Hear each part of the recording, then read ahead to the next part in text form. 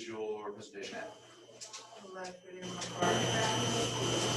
In your car? Yeah, you talking about like my papers or like? No, like, do you have a presentation put on the screen or? Yeah, so it's more. If it's not there, then it's on Google Slide.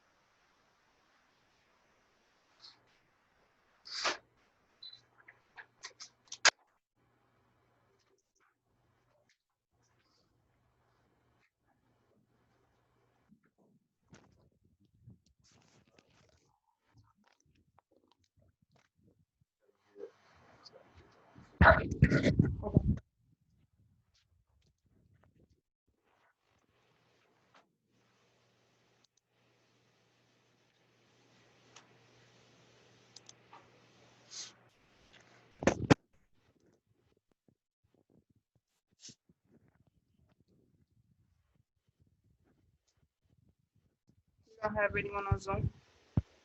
You don't have anyone on Zoom? There's nobody on there, but we're recording. Okay. We have somebody that's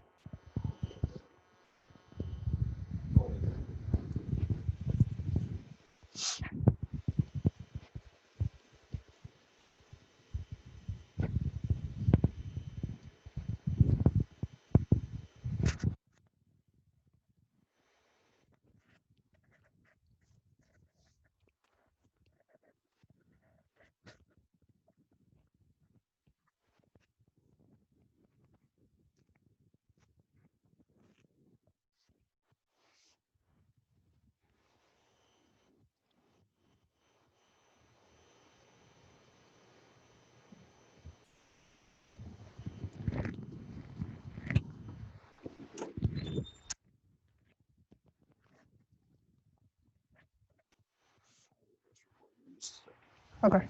put that on the table and put it on your neck. You're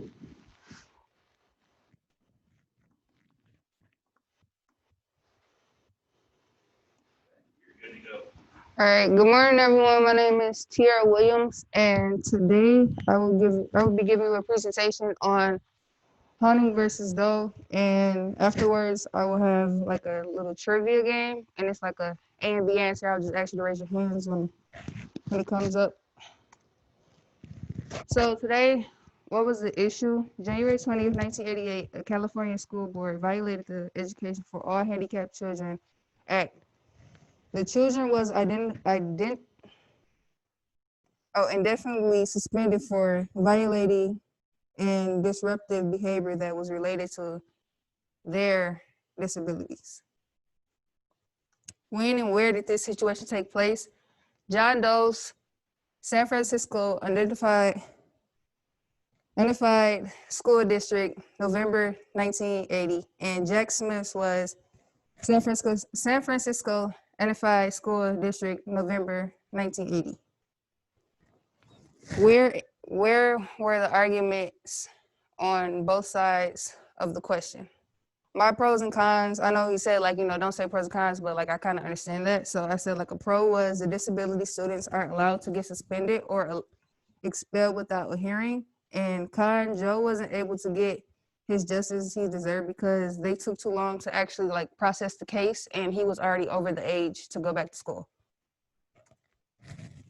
So pretty much like what happened was, 1 second. With those case, so he acted out and like a student was taunting him. So he ended up kicking him out of the window and he got suspended. And with Smith's case, he was saying like sexual things to like other students and like basically like talking back to teachers. So what was the final decision? Educators are allowed to study carrels, use timeouts, give them detentions, and restrict their privileges. The court asserted that the state put provision created a presumption in favor of leading children in their exiting education placements. Unless educators could prove that they were likely to harm themselves or others. And in my opinion, I believe that this decision affects schools today because it helps a lot considering the fact that some disabilities are like not controllable, and even like some parents can't control their kids' disabilities, but they're still allowed to get education. So I feel like but these actions will help them, like discipline them, because just because they're disabled don't mean that they can just act how they want to act. They still need discipline. So this helps them have consequences so they know, like, it's not allowed. And what did I think was most important things teachers, candidates, colleges, students need to know about this? Honestly, I feel like this is very important, especially if you're going into being a teacher to kids with disabilities. You need to know like what is the right thing to do when dangerous things occur, and like when they act out. And you can't just act when things happen that bad without due process hearing.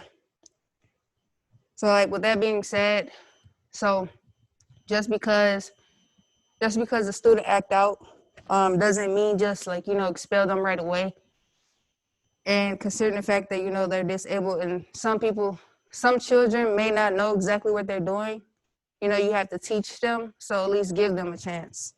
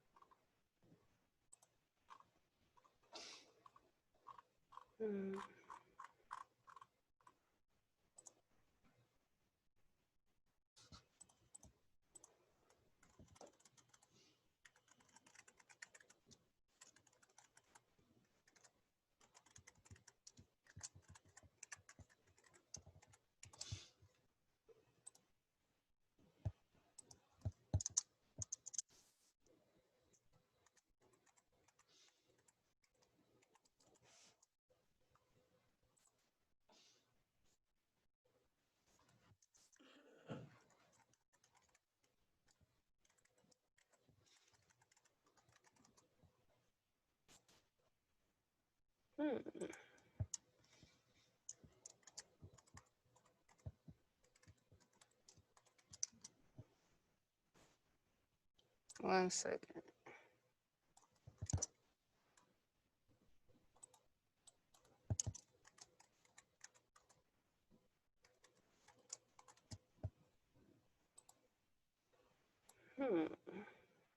It keeps saying my email is not found.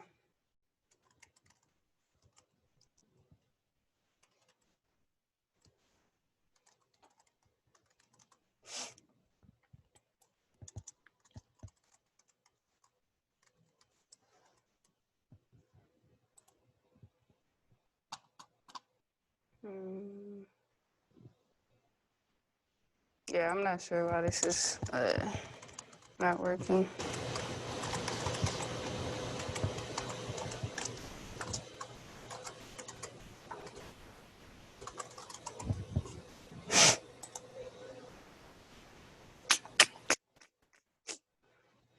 Do you want me to keep trying? If you don't want to, you. I see.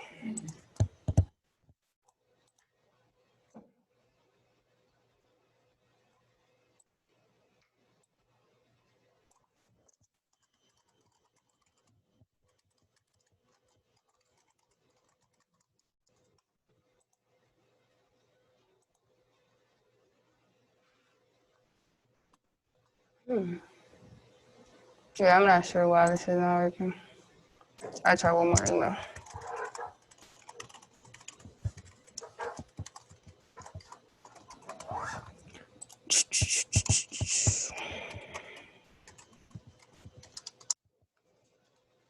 Okay, so that's the email.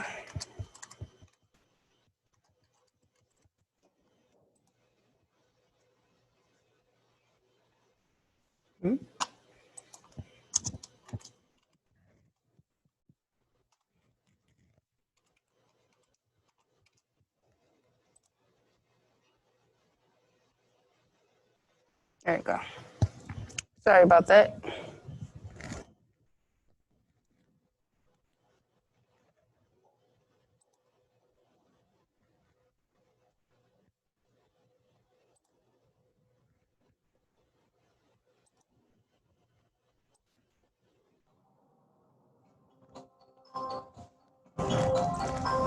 All right, so does anyone know who were the two students? A or B? Raise your hand for A. Raise your hand for B.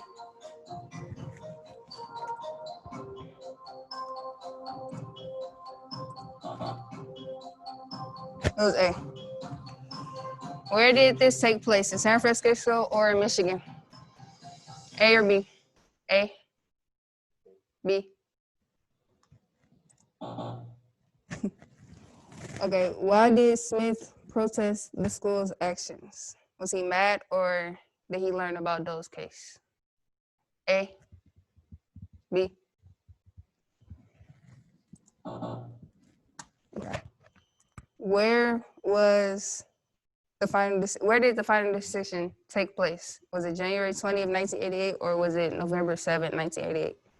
A? B? That was it.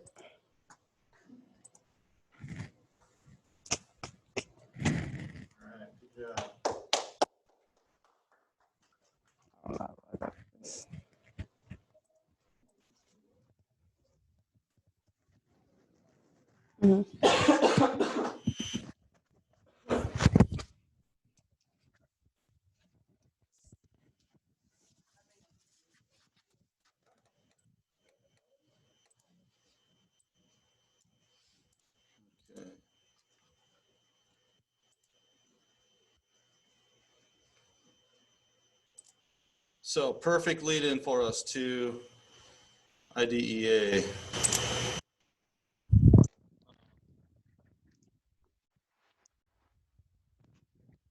We're not going to go into great detail on the IDEA, mainly because it's really big. So we're going to cover the basics.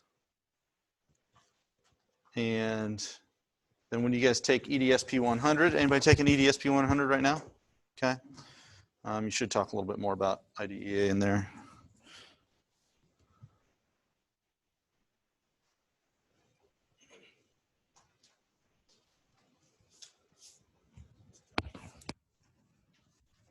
That load.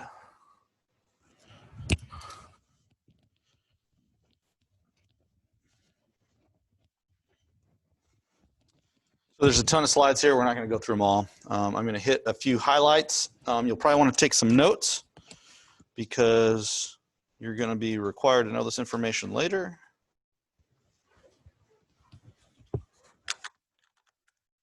Don't try to copy everything on the screen. I'm going to tell you kind of what you're going to need to know.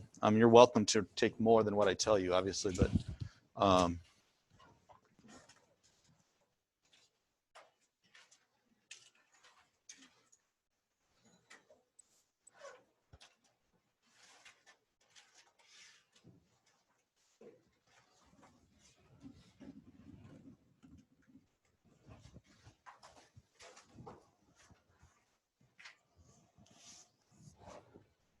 so IDEA, Individuals with Disabilities Education Act.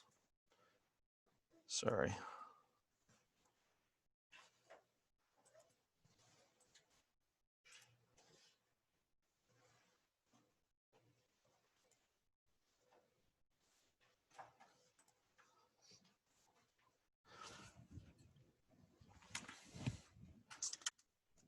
We're gonna skip through this. So if you remember Brown v. Board, what was Brown v. Board about? Somebody has to remember what Brown v. Board was about. Brown v. Board of Education. What's that? Segregation, perfect. So we're talking about equal rights for all students, right? The IDEA came about really in the 70s because of really the decision from Brown v. Board. They used Brown v. Board to help support their decision, and they also used some other cases which we didn't get to this year. Sometimes we do. Park v. Pennsylvania, Mills v. Board of Education. Those would be specific students with disabilities cases that are listed there. You don't need to remember those. You can remember Brown v. Board though. Two main points really for the purpose of IDEA: enacted to assist states in meeting the educational needs of students with disabilities. And there's all different levels of students with disabilities. And then the other key piece that it puts in there is that it allows parental input in decision making. And that's a big piece of special education is, so if there's a student with a disability or that's in the special education program, your special education teacher then meets with the parents. There's usually a consultant from what we call here the AEA, and they're going to come up with a plan and a set of goals for that student. That set of goals or that plan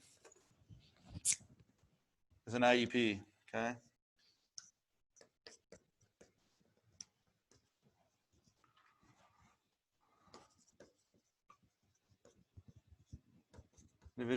Individualized education plan, okay? The IEP. That plan is a set of goals. It's going to have assessments worked in, and that student then, that special education student, works towards these goals, okay? And they have meetings with the parents, and the parents are there not only to get information from the teacher, but to provide information from home. And the student keeps working until they can really, the goal, I shouldn't say the goal of special education. Special education is there to help students, right? But students can work their way out of it depending on what their disabilities are. So, protections under IDEA. Students between the ages of 3 and 21 with disabilities that adversely affect their education. There's 13 specific categories of eligibility. You don't need to know that. This is important though. Absolute coverage for ages 6 through 17. Okay, students have that right.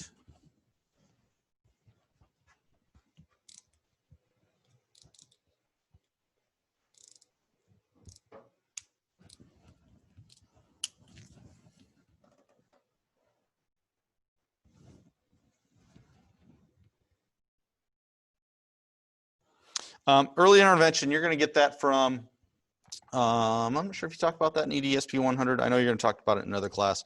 We're not going to worry about the early intervention at this point. But you can get special education services for your child before they enter school, okay?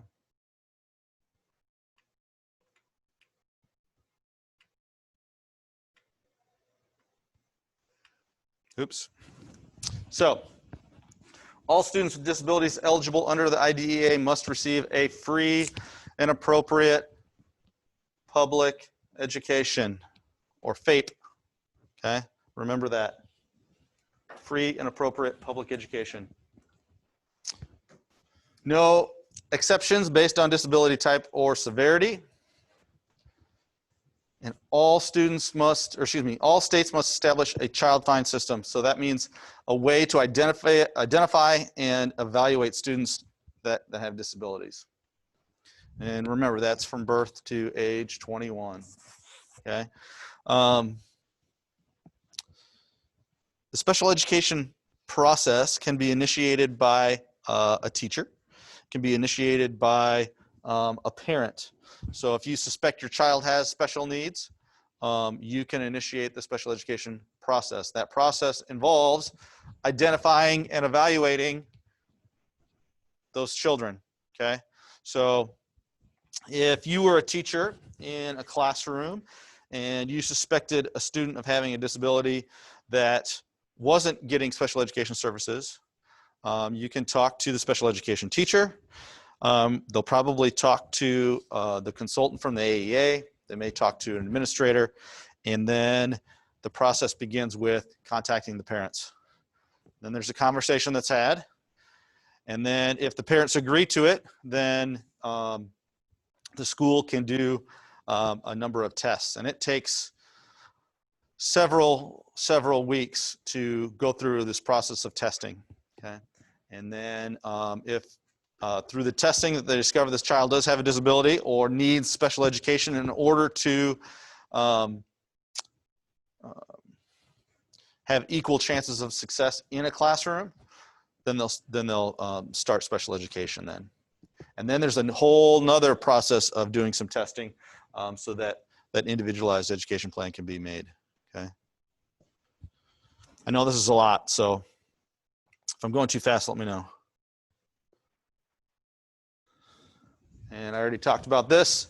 You don't need to remember that it's a 60-day time frame. Remember, we're having an evaluation.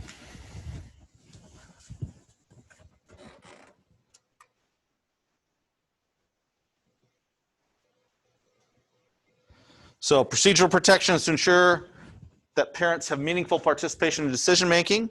Remember, parent participation, that's a part of IDEA.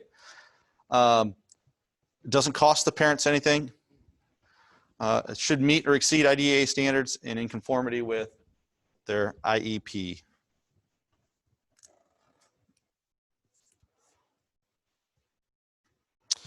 And just something interesting, I guess, we won't go into too much detail on it, but special education, when I talked about, I know I talked about finances briefly either on Tuesday or last week as far as one of the cases were concerned.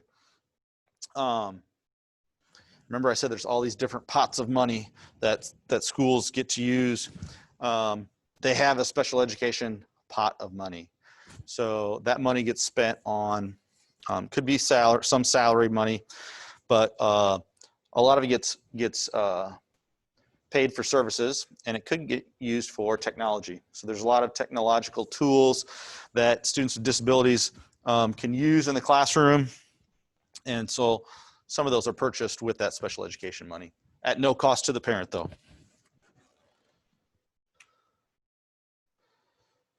So this is another one that I want to have up here. LRE. Least restrictive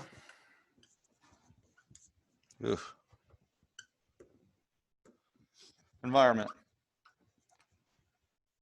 Okay. Special education has changed a lot. We won't go through all of the different years, but since the 70s to now, it's changed a tremendous amount. And even in the time that when I was in school in the 80s, that students generally spent most of their day, if you were a special education student, even students with fairly, what today we would consider fairly minor disabilities, were kept in special education rooms for pretty much the whole day. They got out for things like PE sometimes, and some of the other classes, but generally their environment was a special education classroom here in Iowa. Okay, I know it's different in other states, but that's the way it was for a long time. Now the goal is an LRE, the least restrictive environment. They want students to be in the general ed classroom as much as possible. So whether that means providing an aide to be in there with the student to help them out, providing technology that assists them, or whatever that might be, the goal is to have students with disabilities in the regular classrooms as much as possible. That's the least restrictive environment, okay? And that's almost a total flip of what it used to be. They used to say, special education students need specialized education. Therefore, they're going to be in a room with a specialized teacher to teach them and to help them through their disabilities and to help them learn. And so they were learning different curriculum. They were using different books. So it was quite the deal. Now, the majority of students with disabilities are in the regular classroom for the majority of the day. Okay. So students with disability must be educated in general education settings to the maximum extent possible. Segregation is allowed only if supplementary aid and services in general education settings are not sufficient and opportunities to interact with peers without disabilities are provided. That's a key thing. Okay. Allowing students with disabilities to interact with what we might call the general population of students or students without disabilities. Okay.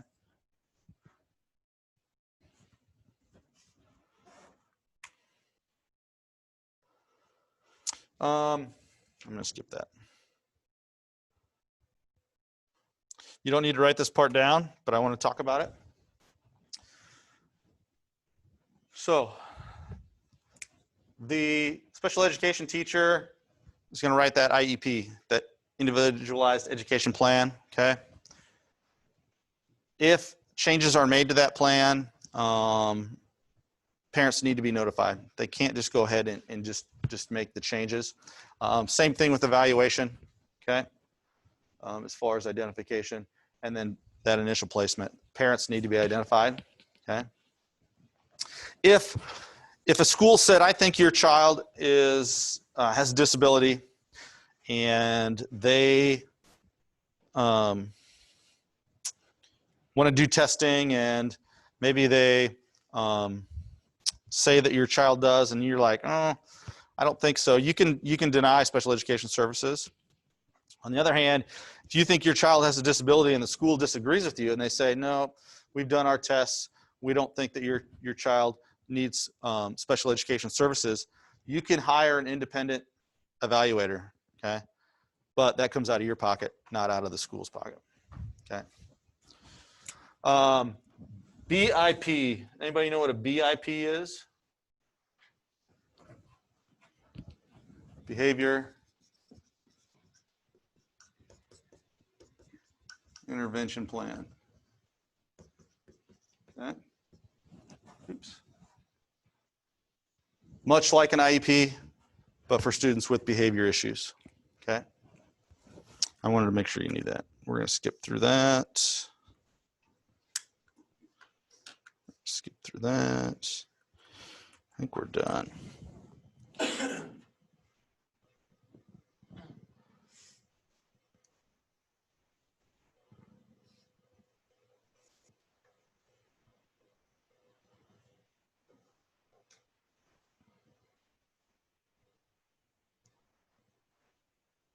So have you guys talked about IEPs and EDSP 100?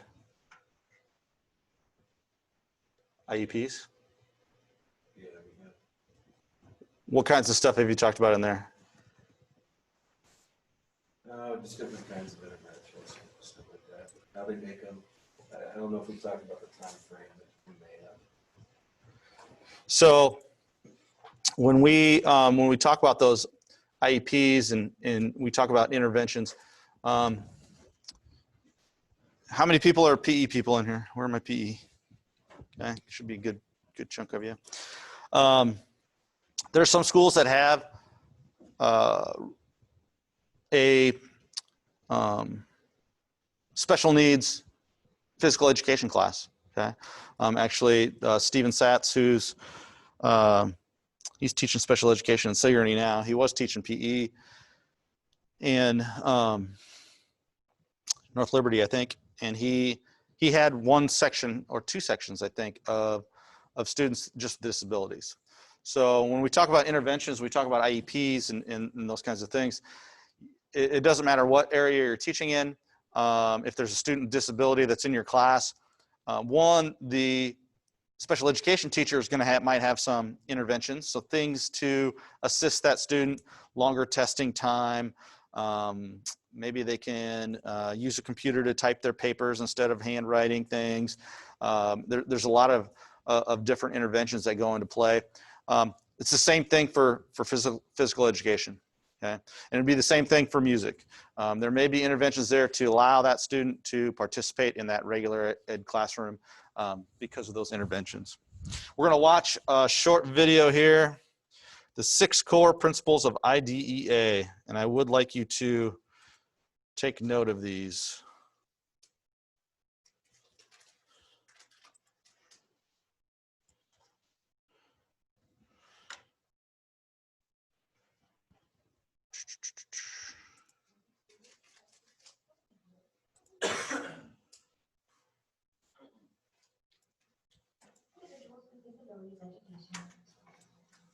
Since the first special education law was passed in 1975, legislation has contained core principles to ensure the educational rights of students with disabilities and their parents. These principles include zero reject, free appropriate public education, least restrictive environment, non-discriminatory evaluation, parent and family rights, and procedural safeguards. Okay, so make sure you get those, and then we're going to talk about them.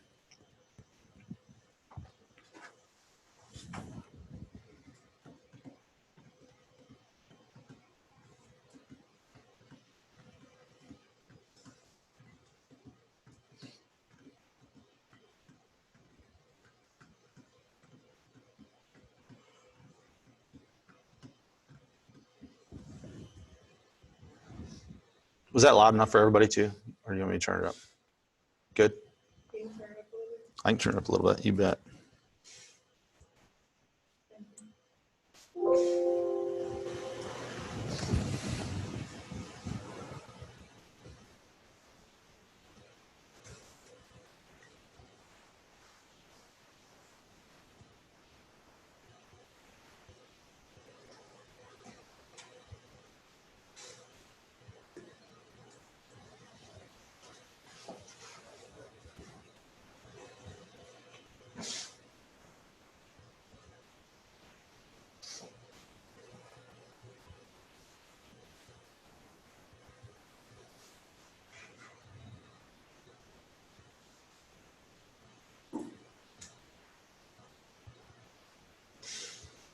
They're going to talk about each one of these, so I'm going to go on. We can always come back to this. The principle of zero reject entitles all students with disabilities, even those in private schools, to a free public education, regardless of the nature or severity of the disability. To accomplish zero reject, each state has in place what is called a Childline system, a set of procedures for alerting the public that services are available for students with disabilities, and for distributing print and electronic materials, conducting screening, and completing other activities to ensure that students are identified. Today, Zero Reject also addresses more than finding children with disabilities. It ensures that students with communicable diseases, such as AIDS, cannot be excluded from schools. It also guides school policies related to students who commit serious offenses that might otherwise lead to long-term suspension or expulsion. The education to which all students with disabilities are entitled must be a free, appropriate public education, or FAPE. That is, parents and family members cannot be asked to pay for special education services. In fact, if a decision is made that a student needs to be educated outside of their own school district, the school district bears the cost for that placement, including the expense of transportation. Further, FAPE clarifies that students' education must incorporate specially designed instruction, related services, and supplementary aids and services. These elements are captured in the student's Individualized Education Program, or IEP. The next principle of IDEA concerns how students receive FAPE. That is, students must be educated in a setting most like that of typical peers, in which they can succeed when provided with the needed supports and services, or the least restrictive environment. It is presumed that the LRE for most students with disabilities is the general education setting, and educators must justify any instance in which a student with a disability is not educated in a general education setting. However, the law does spell out additional settings in which a student may be educated, They include a general education classroom with instruction in special education for a small part of the day, a separate special education classroom where students spend most of the day, a separate school, and others. It is the LRE provision of IDEA and its interpretation that are the basis for most contemporary conversations about inclusion. You should realize, though, that IDEA does not use the term inclusion. Non-discriminatory evaluation is mandated in IDEA. That is, the law outlines the rights of students and their parents to ensure that any assessment completed as part of the special education decision-making process is unbiased. The law ensures that tests are administered in the child's native language, that tests are appropriate for the child's age and characteristics, that more than one test will be used to assess the presence of a disability, that a knowledgeable professional will administer and interpret assessment results, and that assessments must occur in all areas of the suspected disability. Information regarding a student's disability is highly confidential. IDEA clarifies that such information may be shared only with the individuals who work directly with the student. In fact, a record must be kept of anyone who accesses the student's records. Further, parents have the right to request and receive copies of all records kept regarding their child with a disability and to dispute the information that they perceive is not accurate. This is what we're actually going to talk about next with FERPA. Once records are no longer needed, a procedure must be in place so that they are destroyed within the prescribed time frame. The final principle in IDEA concerns procedural safeguards. Any decision concerning a student with disabilities are made with parent input and in compliance with all aspects of the law.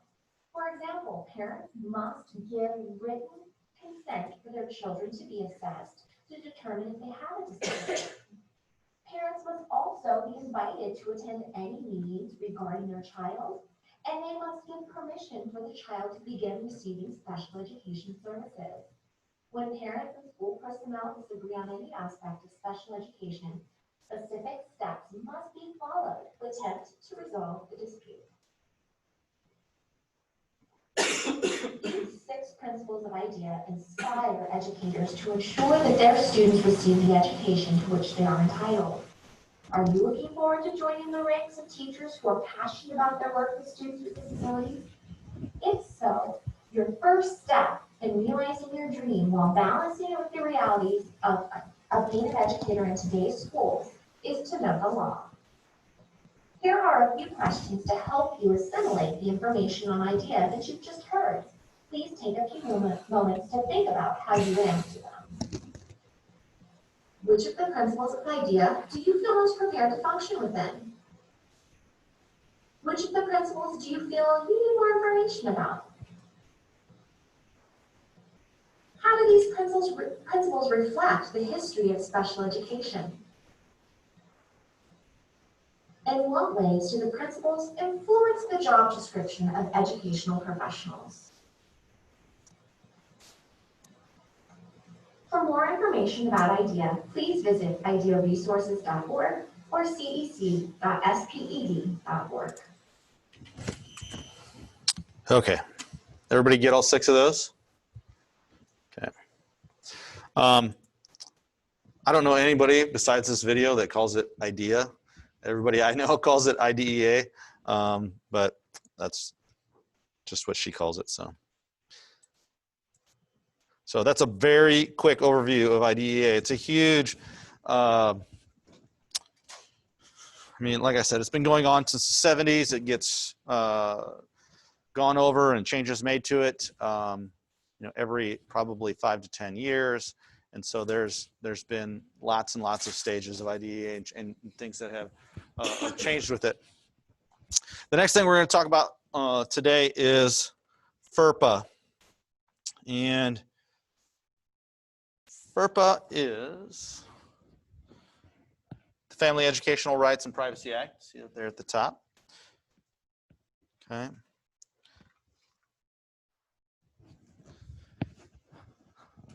And when they were talking about the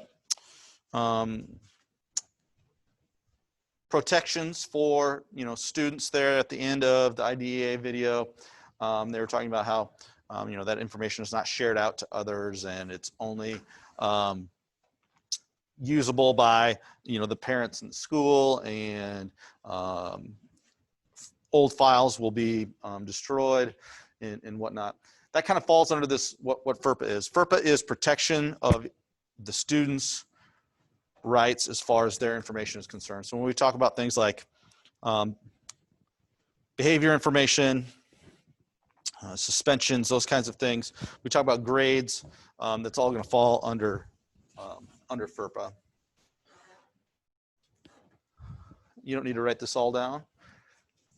Really, the top sentence is the main thing that you need, which is it's a federal law that protects the confidentiality of student educational records. So I know we have one health professional in here.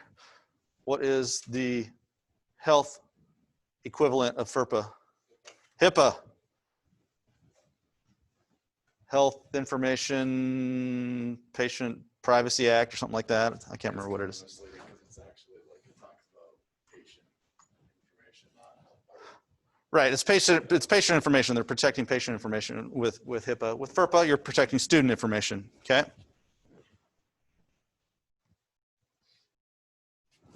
So when you have children in school, you have rights over your child's information, okay? When you're 18, rights transfer to students, okay? Or when they attend a post-secondary institution, okay? Technically, you all could keep your information from your parents if you chose to. Actually, you have to sign off to allow grades and things to be shared with parents. Yeah. This doesn't happen here often. At least I've never had it really happen to myself, but I know my wife has at Indian Hills, where she's had parents call and ask for information about their child that is taking her classes that she teaches down there, and she can't give it because of FERPA, okay?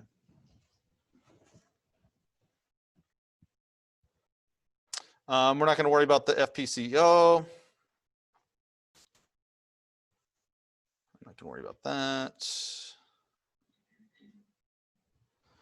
So these three are important. FERPA gives parents and eligible students the right to prevent disclosure of personally identifiable information from their education records without consent. Access to review and inspect student education records. You have the right to see your own records. Those are yours, obviously. And then if there's a mistake or something that is incorrect in there, you can request correction of that.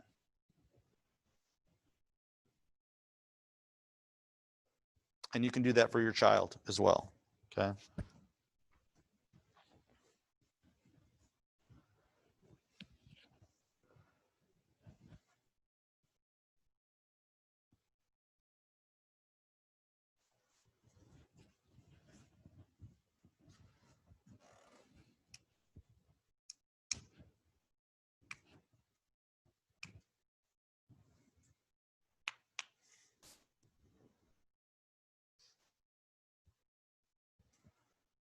And if I get too fast or too far on this, these are on Moodle too, So what information does FERPA protect? It's your educational record, okay?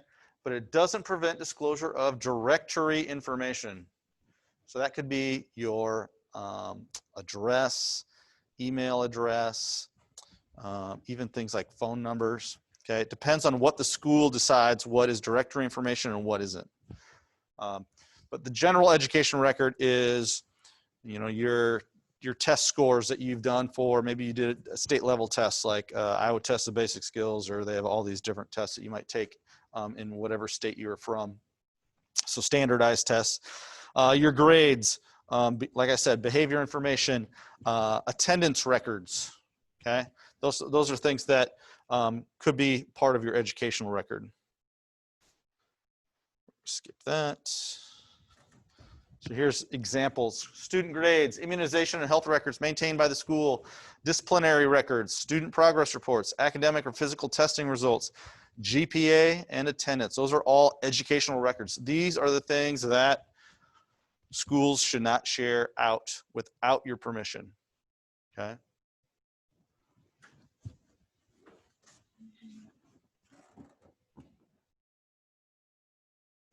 Everybody want that? Okay.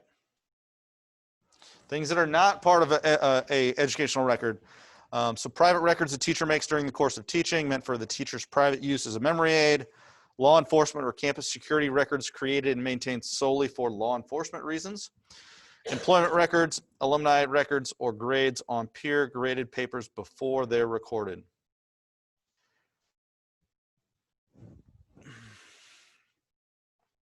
So we're going to go through a few scenarios here.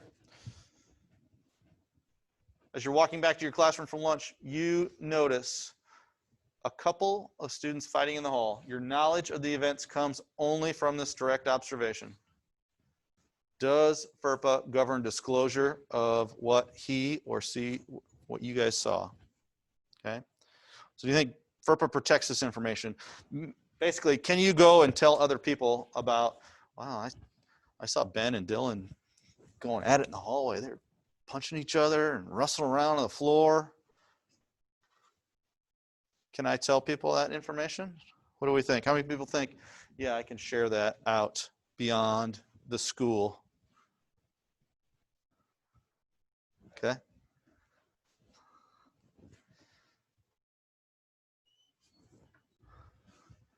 FERPA does not prohibit a school official from disclosing information he or she witnessed. Direct observations aren't part of the student's educational record.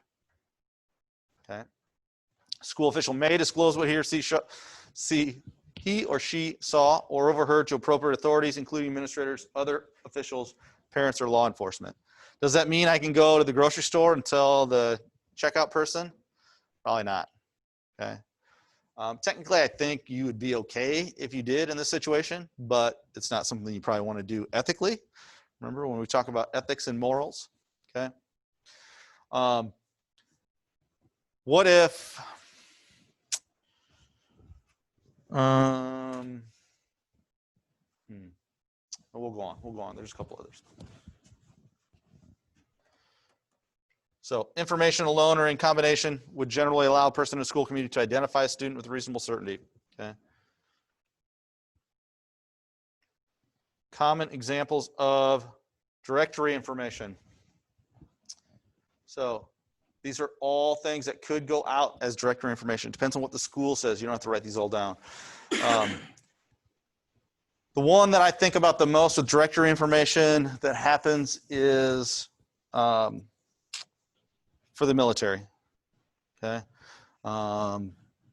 When you turn 18, schools often give information to the military in order for them to contact you about joining the service. Okay. And also selective service, I believe, comes from, I don't know if that comes from schools or just from federal records, but all of those things could be shared depending on what the school determines.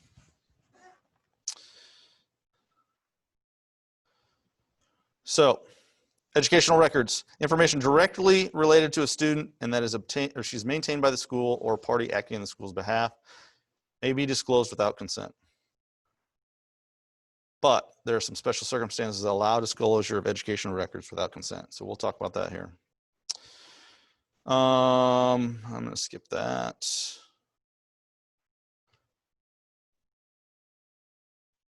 So a couple more scenarios for you.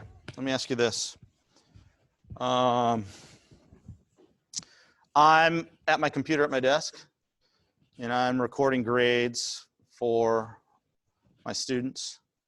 And a student comes up and so here I am at my desk, I'm typing away, I've got my grades up on the screen and John comes in and he wants to talk to me about something and he comes and he stands over here and we start talking. Am I in a FERPA situation? Mr. Davis is shaking his head yes. Why is that a problem? Right. There's grades on there for other students. You can't let students see other students' grades. Okay, that's a FERPA violation. That is not their information. If I had just John's grades up, that'd be different. Okay. I think I maybe told you guys about this. I was at my son's conference one time, and the teacher had his grade book out. It's got all the students and all their grades. And when we first came in, let's see, how did he do that? Maybe there wasn't anything on it at all when we first came in. We sat down at the table and he's sitting on this side, and he goes, oh, let's see, Mason Bean, here he is, this is the sheet that he's covering up the grades with, and here's the grade book. So we're sitting on that side, and I'm going, oh my gosh, this is terrible. And he goes, oh, let's see, there he is. So luckily, well, I guess maybe not so lucky, because everybody below my son got to see my son's grades, because he had one sheet of paper. He wasn't covering up the top and the bottom and only showing my grade. Plus, he would lift it up like this, and then you could see the whole grade book. So this is a experienced veteran teacher, and that's a huge FERPA violation. He also noted to us that he goes, the yellow marks mean that the assignment wasn't turned in. So then anybody that I could see on that grade sheet that had yellow marks, I knew that they weren't turning their assignments in. And I saw the whole class. And as he moved this, this big covering sheet of paper, maybe he covered up some of the top ones when he was at the bottom, but still you would be able to see those grades. That's a FERPA violation. That's a big one. You cannot show people, obviously, other people, the grades. It used to be grade books like this paper. I was surprised he was still using a paper grade book anyway. Most people will use the computer now to keep their scores, but technology is a tricky one, because you can't have those screens up, okay, and you can't share that information out. You as a public school employee, what if I was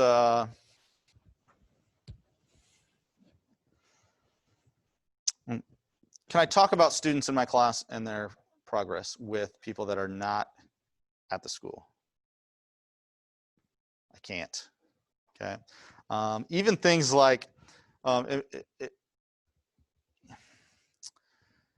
with your spouse or your significant other or whoever that might be, you really shouldn't be saying, "Oh man, this Dylan Weimer kid, man, he's terrible. He's not turning anything in. He's failing my class." Like, you can't do that. That would be, it's really technically a FERPA violation, but those things happen.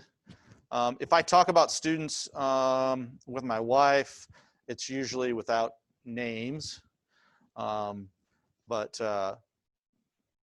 those kinds of things do happen. But you can't be talking to your friend and say, "Oh man, I got these two kids in my class, and this Benson girl, and she never pays attention, and she's on her phone all the time, and she's getting an F, and this Max Diaz kid, he got in a fight the other day and he's suspended for 3 days." You just can't do those things. Those are FERPA violations. So that's very important. So be careful with the technology you use in your lessons. Keep student data you have secure. Access requests. For a K-12 teacher, this isn't such a big deal. You can get access requests from parents. The tricky part is custodial rights of parents. Okay? If a parent does not have custodial rights, you can't release that information to that parent. Okay? So if you have a set of parents that are divorced and that one parent doesn't have custodial rights, you can't share that information with them unless the parent that does have custodial rights says that person can. And it gets tricky because you don't know all of these marriages and different things. So if you're in question, if somebody calls up and say, "Hey, I'm Tommy's dad, and I'd really like to know how he's doing in school. Can you tell me his grade? Has he been coming to class?" If you're unsure, whether Tommy's dad has custodial rights or not, you can say, hey, I'm going to refer you to the office to get that information and have them contact the office, okay? Sometimes it'll be grandmas and grandpas. Mom and dad maybe aren't doing such a good job, and so grandma calls or grandma comes to school and says, hey, I need to know, is little Susie coming to class every day? Is she at school every day? Is she on time? Because mom won't let me see her.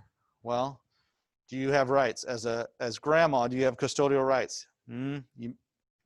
Even if it's in the best interest of the child, sometimes you have to say, I'm sorry, I can't do that. Legally, I cannot give you that information. You're going to have to contact your daughter or your son or whoever it is and get that information, okay? So it can be hard sometimes, but you have to make sure that they have rights, okay? This is one we already kind of talked about. You leave your room for a few minutes during your playing time before you left. We're working with student information, but you do not lock your computer while you're gone. Unauthorized person came by your room and retrieved some student information from the computer screen. That's obviously what?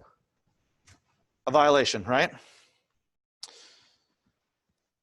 Information on computer screen should be protected the same way as printed reports.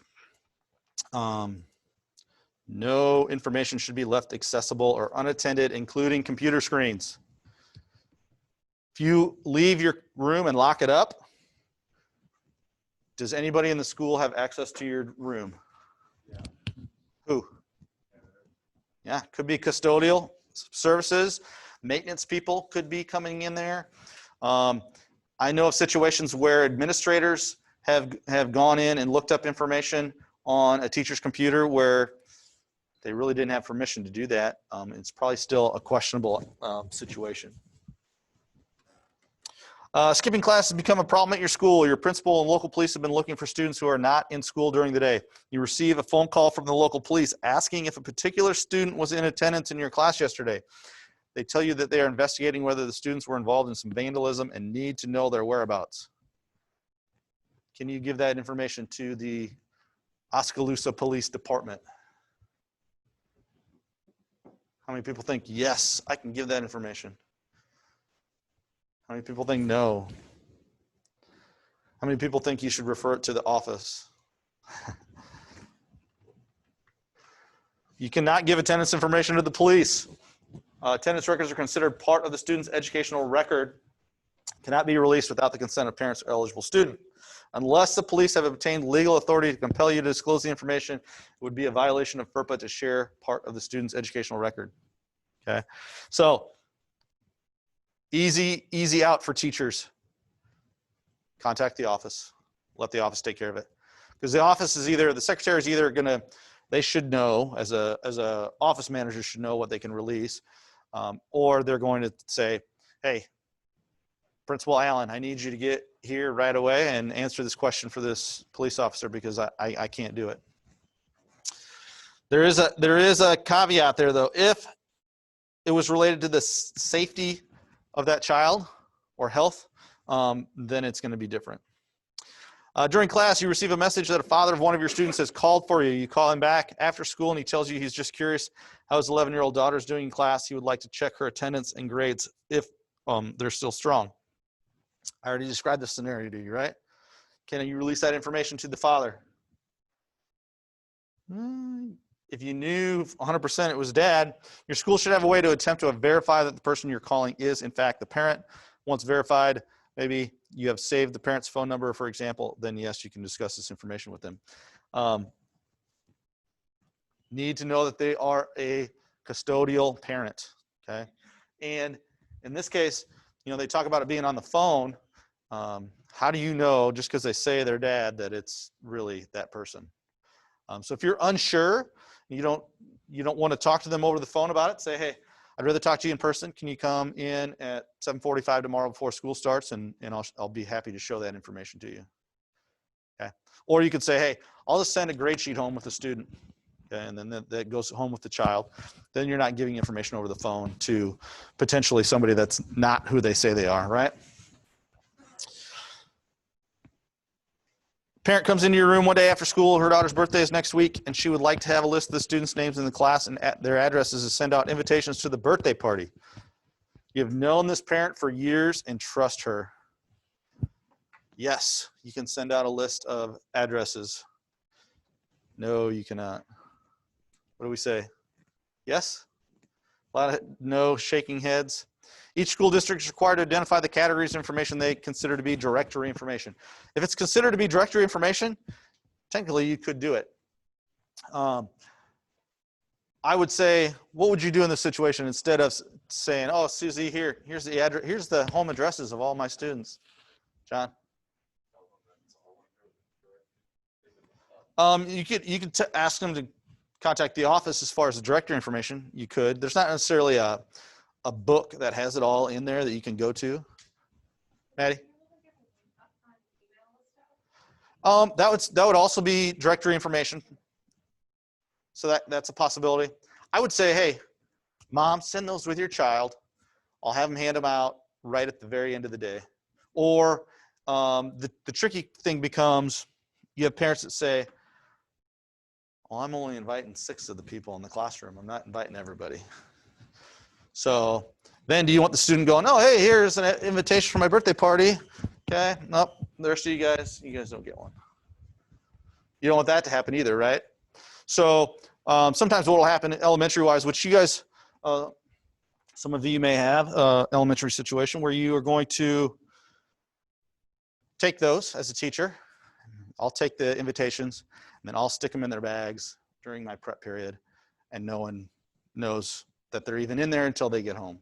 Okay, so that's the easiest route. So that's it. I don't have any homework for you this weekend.